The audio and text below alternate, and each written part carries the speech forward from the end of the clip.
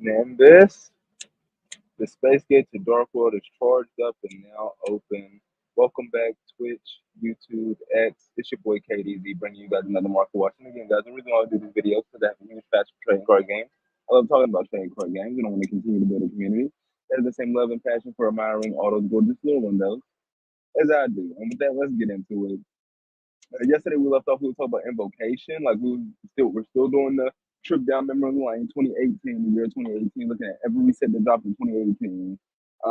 It was crazy because we went down the rabbit hole. Like we went into, I think it was Battles of Legend, Relentless Revenge. That's the set we were looking at before we went down the rabbit hole. Let's see. It was Battles of Legend, Relentless Revenge. But still, invocation is hella prime. Like we looked at, Ultimate Rare Invocation is like what, $50? Okay.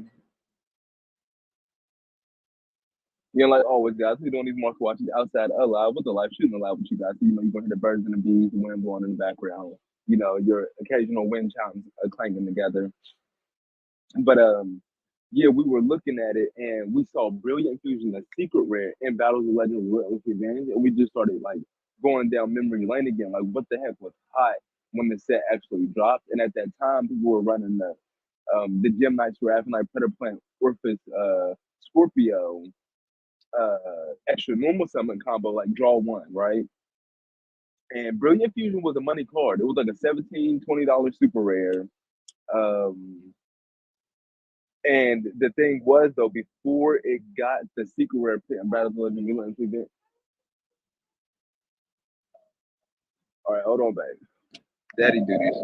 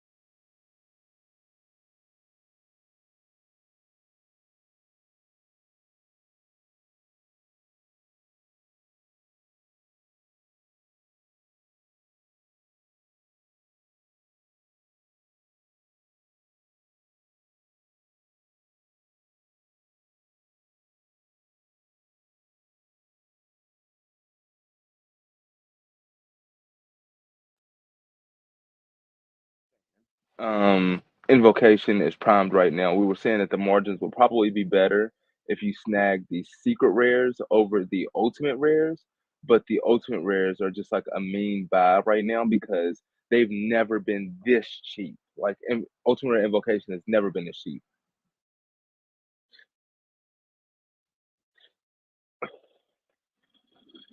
I definitely understand the fear. Like invocation is definitely primed for like a QCSR rarity. What Alistair, like you talk about, like engines that were used, like even the Predator Plant or for Scorpio engine, like that one, I could see that one being QCSR'd out, like for past formats or something of that nature. Or what else?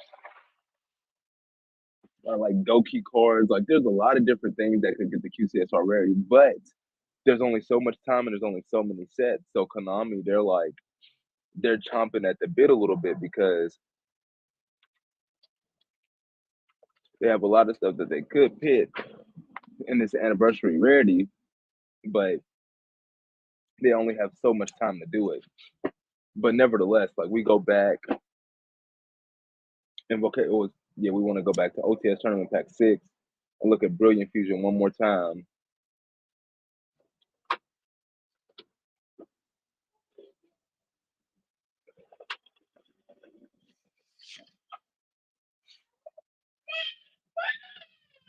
Um,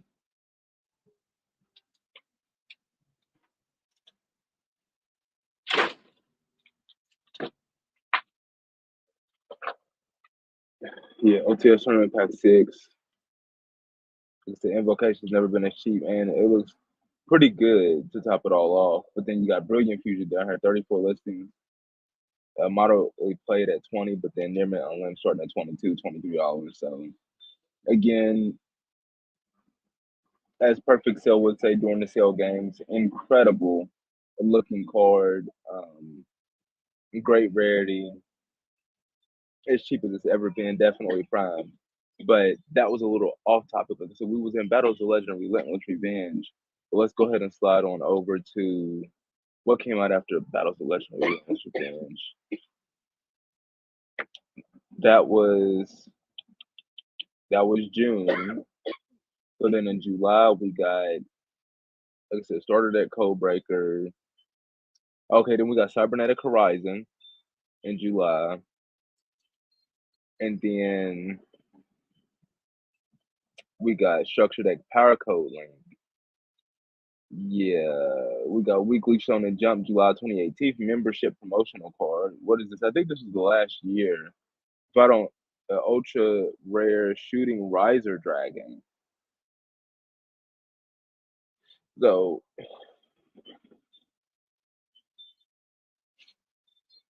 shooting riser dragon in August.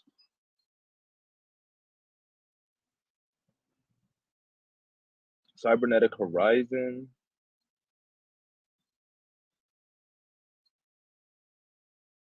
Structured Deck Power Code Link. Oh, and we got Shadows in Valhalla. Okay, okay. In the 2018 Mega thing, August was loaded. They gave us the Structure Deck Paracode link. They gave us Shadows in Valhalla, and they gave us the 2018 Mega 10s Mega Pack. And on the 27th of July, we got Cybernetic Horizon. So like there was set after set after set in that like brief little expansion. So let's go Cybernetic Horizon.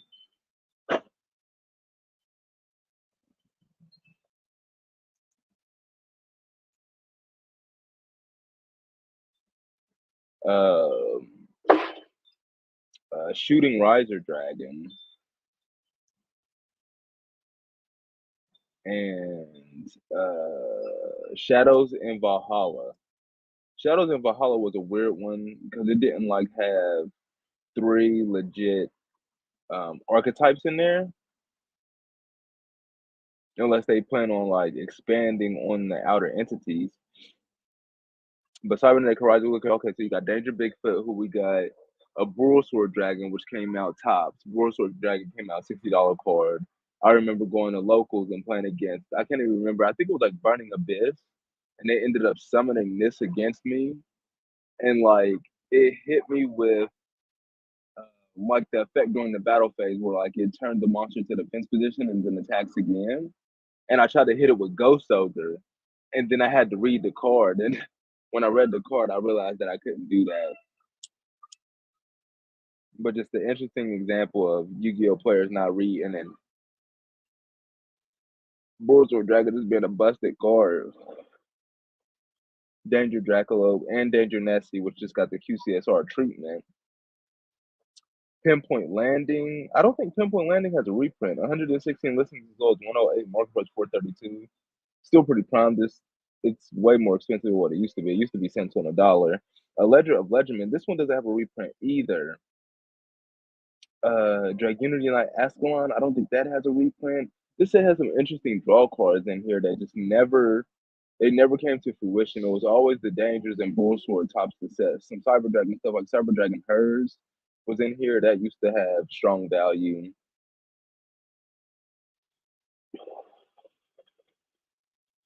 And it did give us Crusadia, which was another engine that was used in like I think was it used in Orcus? It might have been used in Orcus, but Crusadia, or just like those PAL decks where they were using Crusadia to like link climb and just get some extra extenders going.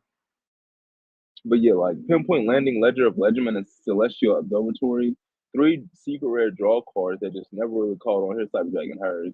Yeah, it was like a $10 ultra rare on initial inception. But all of these, I mean, Danger Bigfoot is still around. Like, I mean, it fluctuated from like 10 to $30 its entire life. It's at one of its low points now, but it still doesn't hit the lows as like low as Bull Sword does down here at $5 for a card that used to be $60 to $70. Good as what it was before. It just got power crept by Access Code Talker.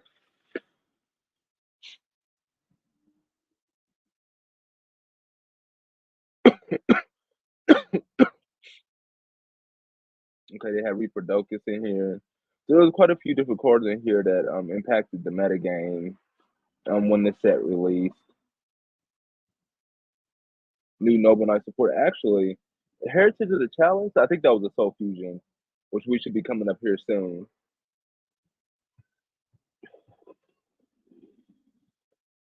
But another Noble Knight card. Ruin, Supreme Queen of Oblivion. This one was interesting because I remember way back when I was opening up this set in booster box form. So she's the only one with this name. She has a super rare out of OTS Tournament Pack 8, which I think came out the same year as well. But I thought this was a unique super rare, a foil copy for this card. Not very expensive, but out of the OTS Tournament Pack, you got play to win games, 19 copies at $1.37. It's not cents on the dollar, so it has a little bit of value. Celestial Observatory. This did get a rare reprint, I think, in the Mega 10, but still, like, what is it? Place one level 6 monster from your hand or face up from your field on the bottom of the deck. Draw 2 cards. Aren't the Bestials level 6 and like generic DD Crows? I mean, you would think, right? This would have some type of meta application. Place a Bestial from your hand or your on the field on the bottom of the deck. It's $1 card.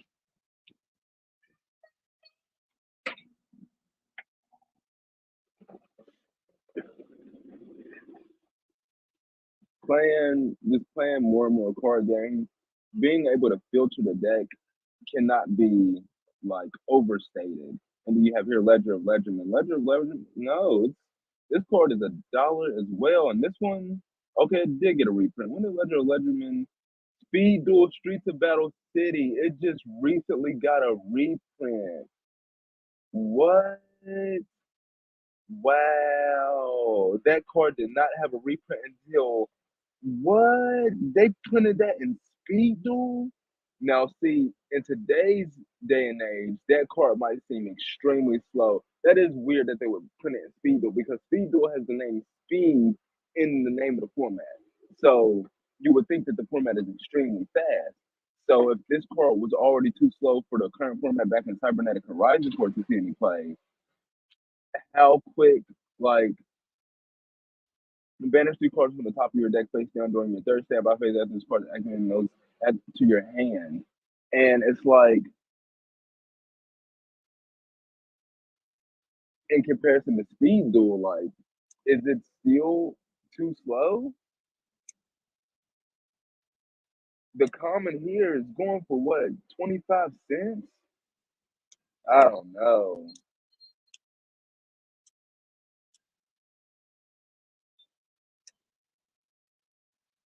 How fast is Speed Duel? Speed Duel that fast? I'm gonna have to do some research on Speed Duel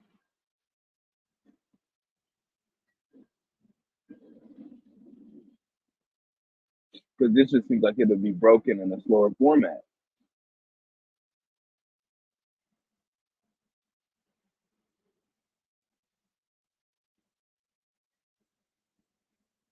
Celestial Observatory. We didn't bring up Pinpoint Landing. Is Pinpoint Landing again? Does that have a reprint? I know Reproducus. Was it in OTS Tournament Pack 8?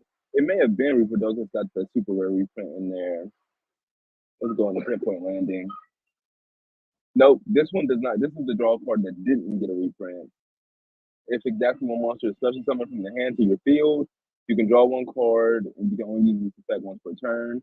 During your end phase, if you have not drawn a card by this effect, this turn send this card to the graveyard. During your end phase, though, not the end phase. So you don't have to draw a card during your opponent's turn. But then after Cybernetic Horizon, they gave us a Shooting Riser Dragon. The Shonen Jump magazine promo Shooting Riser Dragon. Now that I'm looking at this, did we talk about Excel Synchro Summoning yesterday? If we did, this is the card that you say would have used to Excel Synchro Summon. No, Formula Synchron. That's the card he would have used. A tuner synchro monster, and then he just would have needed to use another tuner monster, another synchro monster.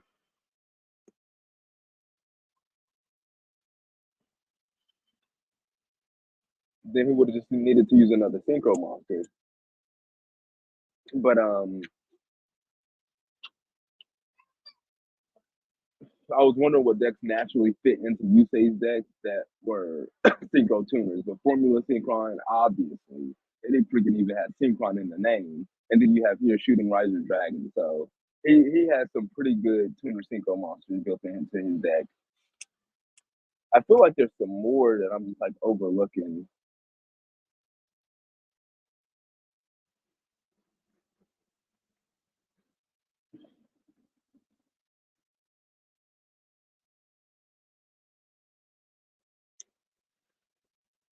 And this allows you to synchro summon during your opponent's turn, like Tech Genius, Wonder Magician.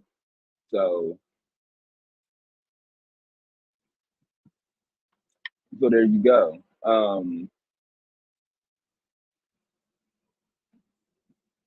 then we go in here to Shadows in Valhalla, and then you got Valkyrie, Broomhilda, and Ride of the Valkyries is consistent as can be, still around the $8 to $12 price point, like their entire life they have been. Mistress of the Time Goddess, the same as well. I think it was cheaper than this, but I mean, if you're looking to pick up Valkyries, I mean, they're as cheap as they've ever been. Ninja Grandmaster Kaido is way down from the buyout that he was on. Alistair Invoker used to be cents on the dollar, used to be like 70 cent secret rare, but you know, Alistair Invoker, he got like mad hype during the format after this set came out and just really took off in value. But this set was it kind of reminds me of like Maze of Millennia, where like it had like a couple new things in there or archetypes, like support for archetypes, but in actuality, it was just like a true reprint set. Like a lot of instead of giving, like I said, they gave us the outer entities or whatever, but unless they're going to expand on those, that wasn't like a true archetype.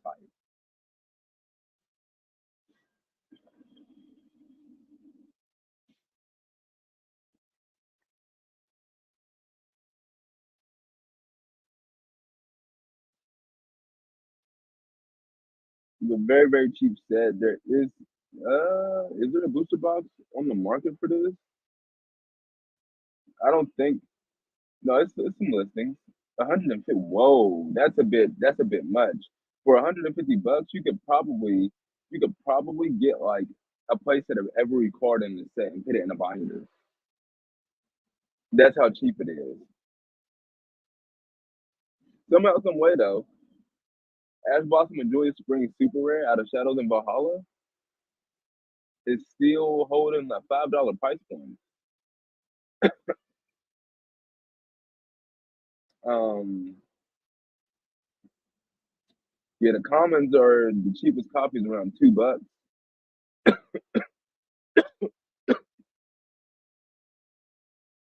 Prismatic Secrets at 5. It doesn't have all the printings here. That's interesting. You would think it would have all the printings, but hold on. I think I might have to run in here and get into some daddy duties real quick.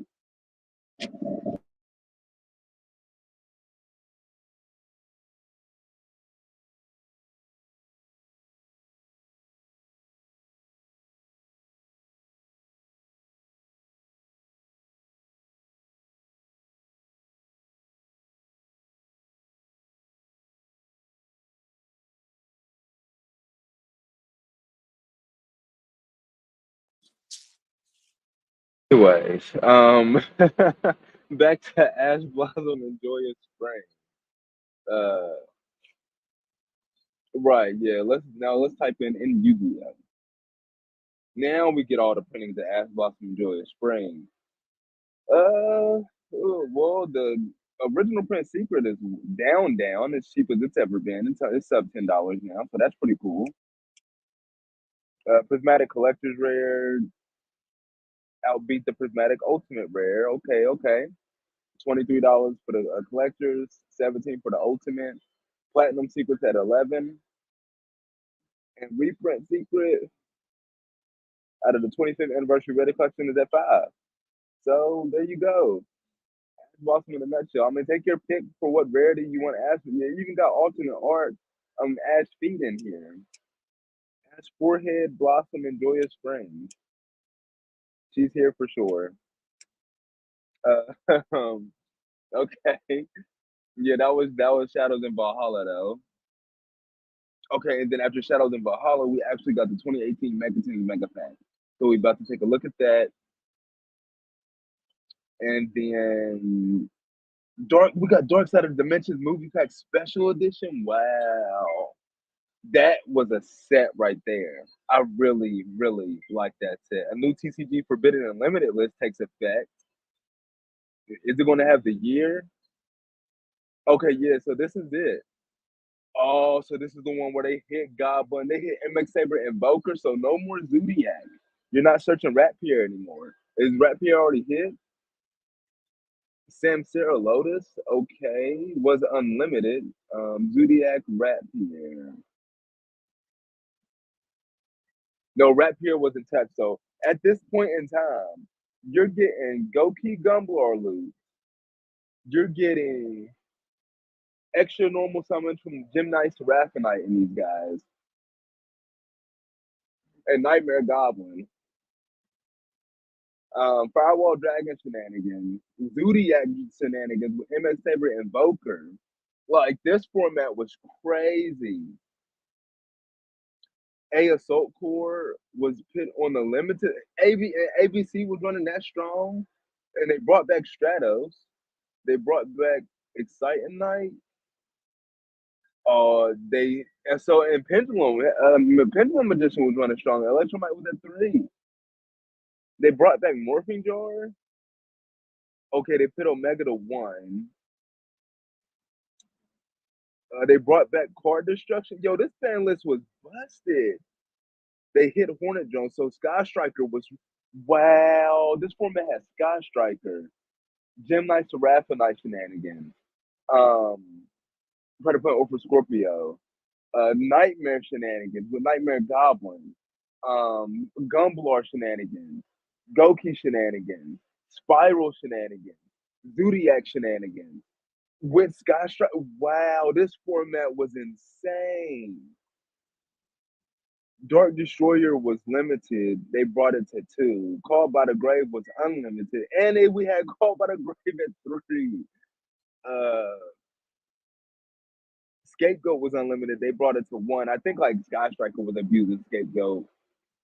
Terraforming was unlimited, and they brought that to one.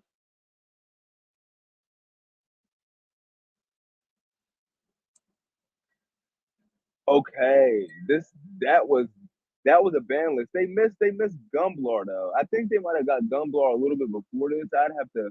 We may have missed the we may have missed if they did another one before this. New TCG Forbidden and Limited list. Let's see if I missed one.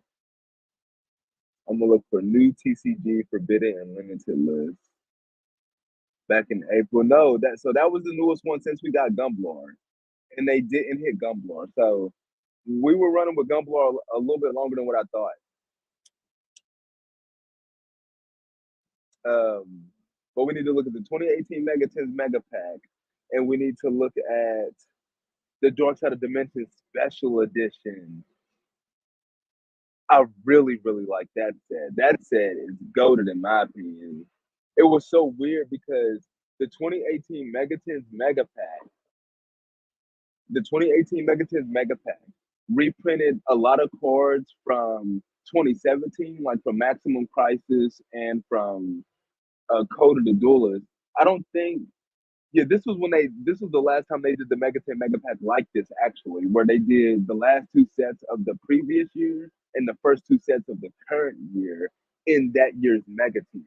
So it was weird though because the foil cards and maximum prices were still in the old foil format, but the foil cards that they reprinted in the 2018 Mega 10 Mega Pack were in the new foil format card technology. So because of that, there's a uniqueness to those two sets of cards, even though they were reprints.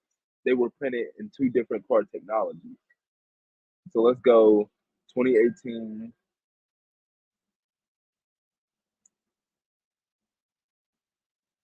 I think the promos were pretty good too.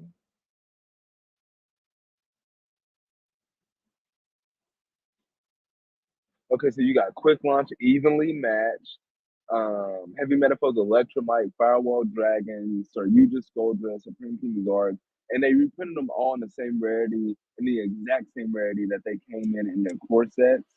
So, but like I said, outside of let's see, what is the card that came out of Maximum Crisis? Supreme King Zark. So this is an example. The Supreme King Zark out of Maximum Crisis, its star levels and its attribute are not foil. They are the same texture as the rest of the card outside of the window, the lure window. So there's a difference, even though it's a one for one reprint and same rarity, they're in two different card technologies, like I said, which gives them a uniqueness to them. Same thing with organic diagram. The shooter would have been perfect. Like if they would have did the format how they're doing it now, I could easily see the shooter have been like a prismatic secret rare. Amano Iwado, that card was actually running rampant. Who was using? I think it was True Draco. And True Draco was running wild. Are you kidding me? True Draco, Sky Striker, Firewall Dragon shenanigans with Gumblar and Doki, Spiral, Zodiac. Um, what else had just hit? Dangers had just came out. Orchis was starting to pop off. Like you had options, and they really went and hit Nightmare Goblin. I wonder what deck was Goblin. What deck was Goblin enabling to where they had to hit it? Like which one of those decks was Goblin enabling that made one of those decks have the advantage over the other ones? That's interesting. Because Goblin, that was a generic extra deck monster. I'm trying to think. What was the other card that they hit? MX Saber Invoker, and they hit Zodiac. Was it Zodiac? Was Zodiac still run? Was Zodiac still dominating? Was Zodiac dominate? I remember True Draco topping quite a few YCSs during that time period. But was Zodiac really like making motherfuckers hold its beer to the point to where they had to go that hard on it?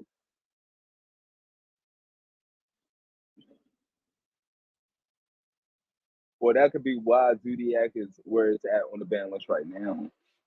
Because they really don't want it to come back. I think it really was going that hard.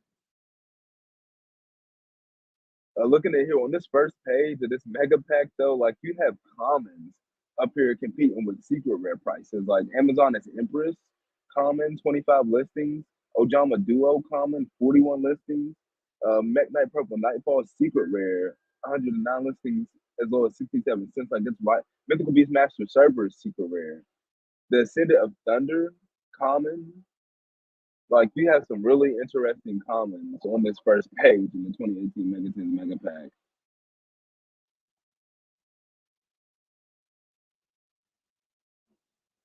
Uh, but of course, guys, we can't be out here all day. Hopefully, I provided some value with this live stream market watch. Like Kakarot, send me your energy so we can get that space get charged up for a part two. Try to come out here and talk about the Fire King. That's all. Johnny Wynn, Asian Persuasion. That's his YouTube handle, guys. Go check him out. He does deck profiles on his channel. Dope. He just got first place at his locals with the new Fire King Simple Squills deck. I thought it was really interesting because he didn't play Potter Prosperity or Triple Texas Talent in there. But like I said, we'll talk about the Fire King set just dropped today. Didn't even get to it because we're still going taking our trip down memory lane over here talking about Zodiac Stars. It's making me want to pick up like a whole Zodiac cord. Interestingly enough, that's another thing. Like I talked about, Konami can use engines from yesteryear, Goki, Spirals, Zodiac. I mean, and they benefit the most from the QCSR rarity because they're an exceed based thing. I feel like that's a no brainer. Should we be on the lookout for Zodiac QCSRs next year? We'll see. I hope so. I like for them to do that. But of course, guys, with that, we're gonna be getting up out of here. Nimbus, are we in there? Are we in there? Yeah, we in there.